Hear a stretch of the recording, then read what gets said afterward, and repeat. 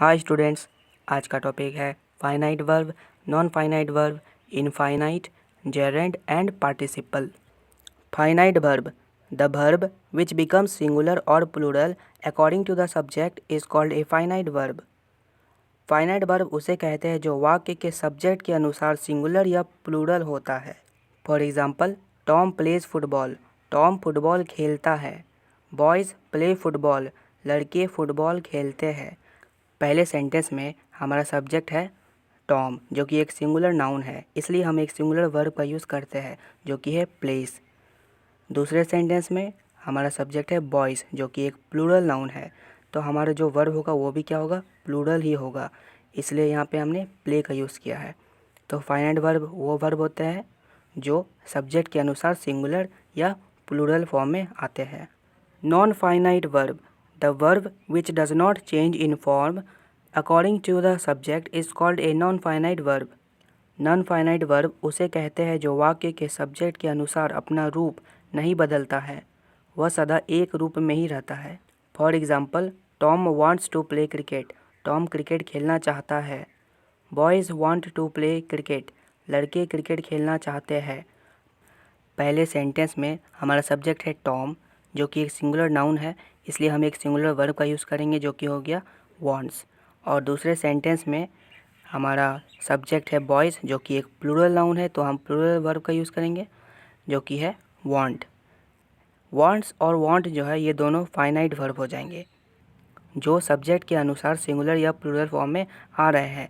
लेकिन यहाँ देखने वाली बात है कि टू प्ले ये भी एक वर्ब है और दोनों सेंटेंस में यह सेम है, ये सब्जेक्ट के अनुसार चेंज नहीं हो रहे हैं, इसलिए हम इसे नॉन फाइनाइट वर्ब कहते हैं। Kinds of non finite verb, non finite verb तीन प्रकार के होते हैं। पहला है इनफाइनाइट, दूसरा है जेरेंड और तीसरा है participle. Infinite, infinitive is the base form of a verb with to. Verb के मूल रूप को इन्फिनेटिव कहते हैं, इसमें वर्ब के पहले टू का प्रयोग किया जाता है। इनफाइनाइट को इन्फिनेटिव भी कहा जाता है।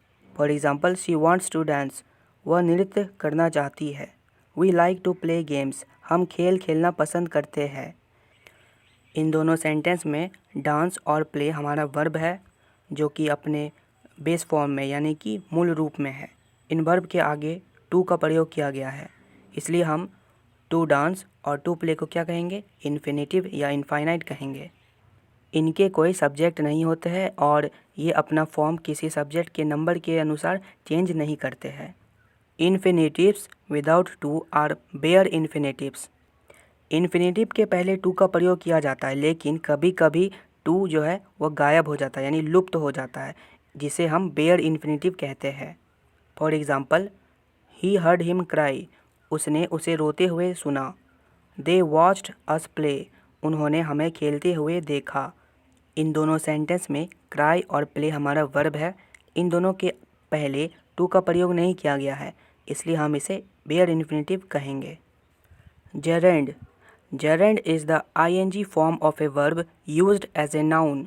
जब वर्ब के अंत में आईएनजी जोड़कर उसका प्रयोग नाउन की तरह होता है तब उसे जेरेंड कहा जाता है। For example, smoking is bad for health, धूम्रपान सेहत के लिए बुरा है। Swimming is a good exercise, तैरना एक अच्छा व्यायाम है। इन दोनों सेंटेंस में स्मोकिंग और स्विमिंग जेरेंड के एग्जाम्पल होंगे। इन दोनों वर्ब के अंत में आईएनजी का प्रयोग किया गया है जो नाउन्स के काम करते हैं। Participles, participles are the words derived from verbs. They can act as verbs और adjectives. पार्टिसिपल्स वर्ब से बने होते हैं और वे वर्ब या एडजेक्टिव का काम करते हैं। For example, that is a broken chair, वह एक टूटी हुई कुर्सी है। He is a retired employee, वह एक सेवानिवृत्त कर्मचारी है। इस सेंटेंस में ब्रोकन का यूज़ चेयर की विशेषता बताने में किया जा रहा है, यानी उसे एडजेक्टिव के रूप में यूज़ किया जा रहा है, इसलिए हम इसे पार्टिसिपल कहेंगे। दूसरे सेंटेंस में भी रिटायर्ड जो है वो एक वर्ब रिटायर्ड का ही अलग फॉर्म है जो कि एक एडजेक्टिव की तरह यूज़ किया जा रहा है, तो इसे भी हम पार्टिसिपल कहेंगे। पार्टिसिपल्स दो प्रकार के होते हैं, पहला है प्रेजेंट पार्टिसिपल, दूसरा है पास्ट पार्टिसिपल। प्रेजेंट पार्टिसिपल की मदद से हम प्रोग्रेसिव टेंस या फिर कंटिन्यूस टेंस बनाते हैं, जिसका फॉर्म होता है V1 प्लस ing। V1 यानी कि base form. For example, she is dancing, वह नाच रही है। इस सेंटेंस में डांसिंग हमारा प्रेजेंट पार्टिसिपल का एग्जाम्पल होगा। पास्ट पार्टिसिपल की मदद से हम परफेक्ट टेंस बनाते हैं और इसका प्रयोग एडजेक्टिव की तरह भी किया जाता है। इसका फॉर्म होता है V3, जिसे हम पास्ट पार्टिसिपल फॉर्म भी कहते हैं। For example, this is a boiled egg. एक वर्ब है बॉयल, जिसका V3 फॉर्म होता है बॉइल्ड। इन्फिनिटिव्स, जेरेंड और पार्टिसिपल को अच्छे से समझने के लिए आइए कुछ सवाल देखते हैं। Find out the infinitives, gerunds and participle in the following sentences. इन वाक्यों में हमें इन्फिनिटिव्स, जेरेंड तथा पार्टिसिपल को खोजना है। पहला सेंटेंस है I want to go there. जैसा कि हम जानते हैं, अगर वर्ब के आगे टू लगा रहेगा तो हम उसे क्या कहेंगे, इन्फिनिटिव कहेंगे। तो यहाँ टू गो क्या हो जाएगा, इन्फिनिटिव हो जाएगा। जैसा कि हम लोग जानते हैं कि वर्ब के अंत में ing जोड़कर उसका प्रयोग नाउन की तरह अगर किया जाए तो उसे हम जेरेंड कहते हैं। तो यहाँ पे जो वॉकिंग है वह क्या हो जाएगा, जेरेंड का एग्जाम्पल हो जाएगा। नेक्स्ट सेंटेंस है he is fond of sleeping. इस सेंटेंस में भी वर्ब के अंत में ing जोड़कर उसे नाउन की तरह प्रयोग किया गया है, तो इसे हम क्या कहेंगे, जेरेंड कहेंगे। तो स्लीपिंग हो गया जेरेंड। नेक्स्ट सेंटेंस है she has a smiling face. इस सेंटेंस में वर्ब के अंत में ing तो जोड़ा गया है, लेकिन इसे नाउन की तरह प्रयोग ना करके इसे एडजेक्टिव की तरह प्रयोग किया गया है, इसलिए हम इसे पार्टिसिपल कहेंगे। स्माइलिंग जो है वह फेस की विशेषता बताता है। जेरेंड और प्रेजेंट पार्टिसिपल दोनों का एक ही फॉर्म होता है, वर्ब प्लस ing। अगर वर्ब प्लस ing का प्रयोग एक नाउन के रूप में होता है तो उसे हम जेरेंड कहते हैं, और अगर वर्ब प्लस ing का प्रयोग एक प्रोग्रेसिव टेंस या कंटिन्यूस टेंस बनाने में या एक एडजेक्टिव के रूप में होता है तो उसे हम पार्टिसिपल कहते हैं।